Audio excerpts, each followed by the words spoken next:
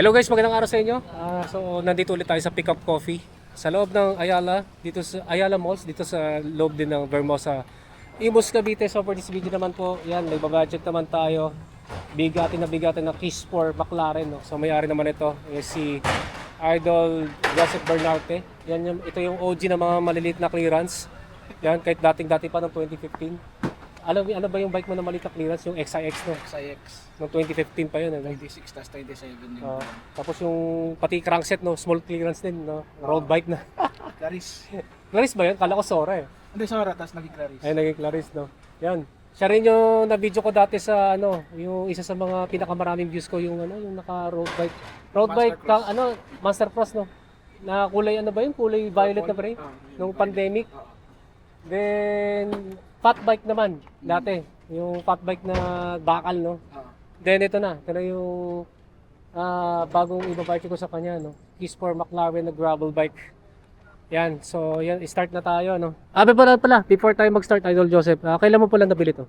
December 24. Last year lang. Nung last year, 2025, no? Ano yung naging factor kung bakit nag-decide ka na mag-gravel bike? Nabali yung uncle ko, hindi ko kaya yung fat bike eh. Injury. Injury. Injury pala, no? So, kailangan ko na mas magana bike para makabalik sa bike. Sa cycling. So, ano yung naging feel mo? Difference ba? Sa mga nakaraan mo? Particularly doon sa, yung sa Master Cross mo. Kasi yun yung parang familiar dito eh. Yung parang magkamukha ba? Mas madali ito kasi hindi na ako nag-trial and error maliban sa gulong. Kasi nga, hindi, so, 47 ito eh, no? Ano ba yung stock na gulong nito dati? 38C na CST rin. CST Pika? Okay, CST dati, no? 38C. Ngayon, 47C na. Tingnan natin kung ano yung clearance ito, no?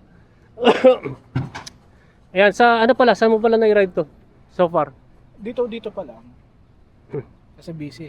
Busy trabaho, no? So, dito lang, Vermosa, Danghan. Meron ka bang naisipan na, na dream ride kapag umokay na yung ankle mo?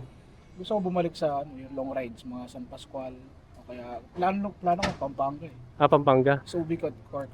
Ayun, yung mga dream ride mo, no? Pag na-okay ka na. Sa posible sa oras na. Yun nga, ito nga yung general background sa kanyang gravel bike. Yan nga, so mag-start muna tayo sa kanyang frame set. Yan, Kiss for McLaren.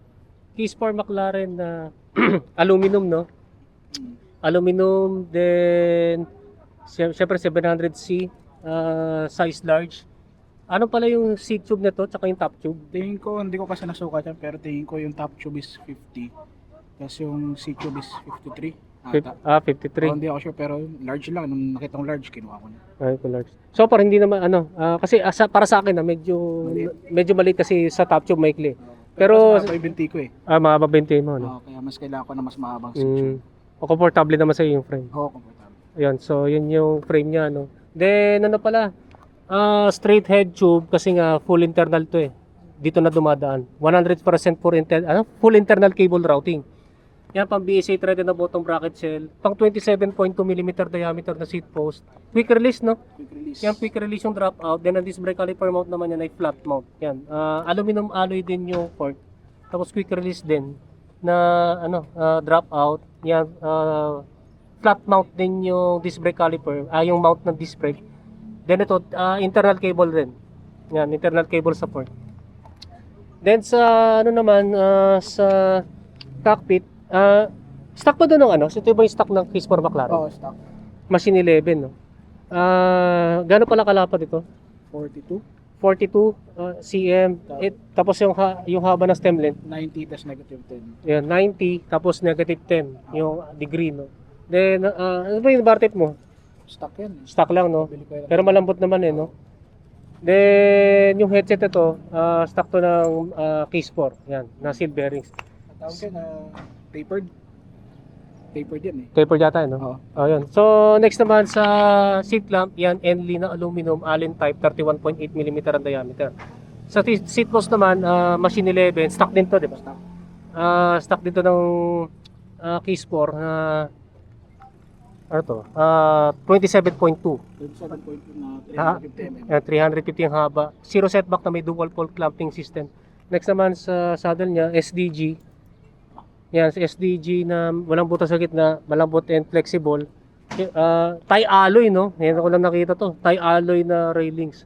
Ano naman yung feedback mo sa saddle ko? Comfort-wise ba? Malambot. Kesa sa, ewan ko, okay sa akin eh.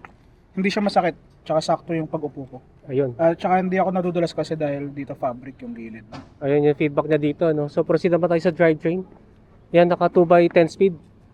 Yan, 2x10 speed drivetrain. Ang kanyang dual control lever o tinatawag na STI, Shimano Chagra. Shimano Chagra na mechanical. Then, next naman, yung FD niya, Chagra din. Chagra din ng R4700 na brace on. Ay, hindi, clamp pala. Naka-clamp kasi may adapter, no? Oo nga no. Di kasi brace on eh. Mga ikaw lang din napansin, kala ko brace on. Pero ano yan tip lang ito, pinalitan to ng bolt para magkasya yung gulong. Kasi tatama dito, no? Naging flat yung bolt. Yan, para ma-accommodate yung gulong niya, no? Bottom pull or bottom swing. Sa crankset naman niya, ito yung stock, di ba? Stock na K-Sport. Pro Wheel RPL. 170mm ang crank arm. Asymmetric to, no? Hindi ko lang alam kung ilang BC dito. Basta ito 5034, di ba? Oo. Yan 5034 pang road bike yung chain rings. Next naman, yung bottom bracket nito, Shimano BB52. Yan, pwede pala dyan yung pang MTB, ano, na bottom bracket.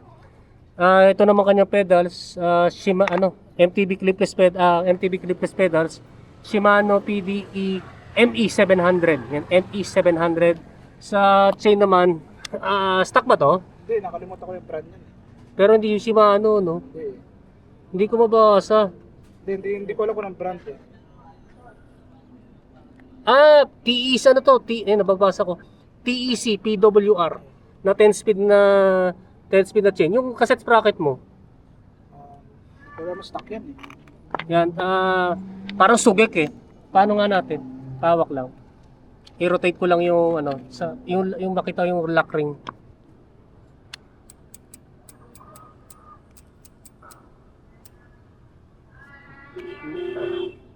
Ay, hindi talaga. Tingnan ko.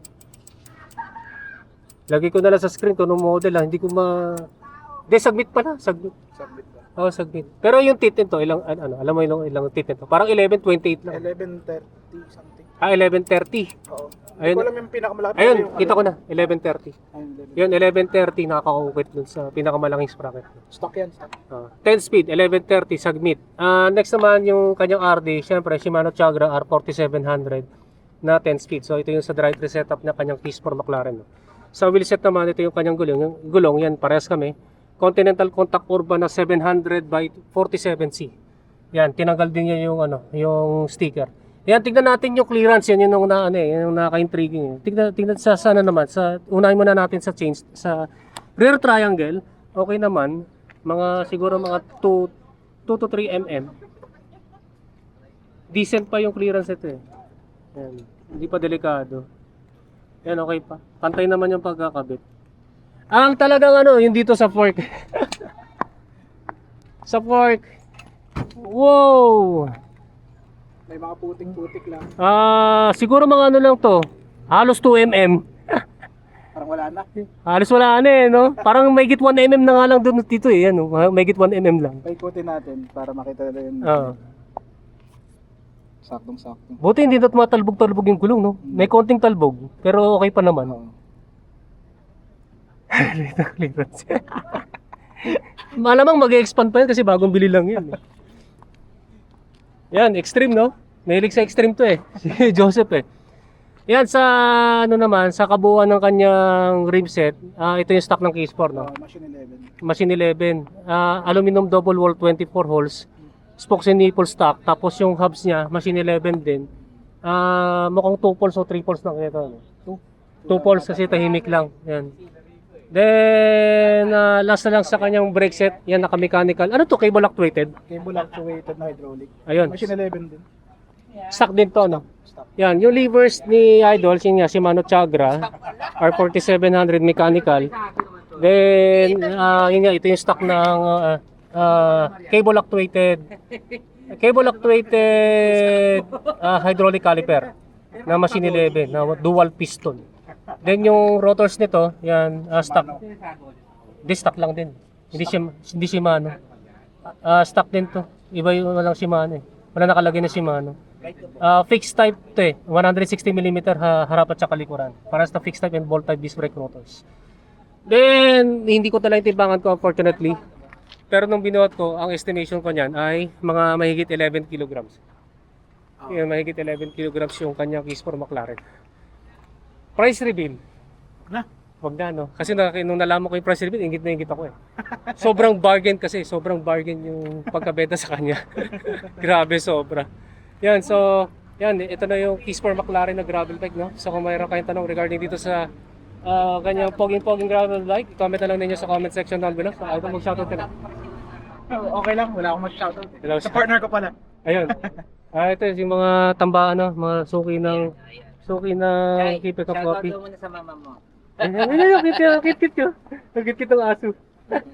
Ito naman, kung isa, si Kuya Bet, asong dala, ito naman pusa. Si Eugene, the Pussy Man. Ay! The Pussy Man. Ay! Hindi ko inausama. Ayan. Kaliko. Pag kaliko, usually female, no? Oo. Bira lang yung male, eh.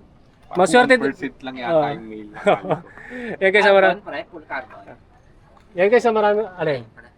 Ate, aluminum. Yan guys, maraming salamat sa inyong panonood. Don't forget to subscribe sa aking YouTube channel. Labay ko. Pakiclick na lang yung notification button para matotally notify kayo. Yan guys, maraming salamat sa inyo. Rising po sa inyo.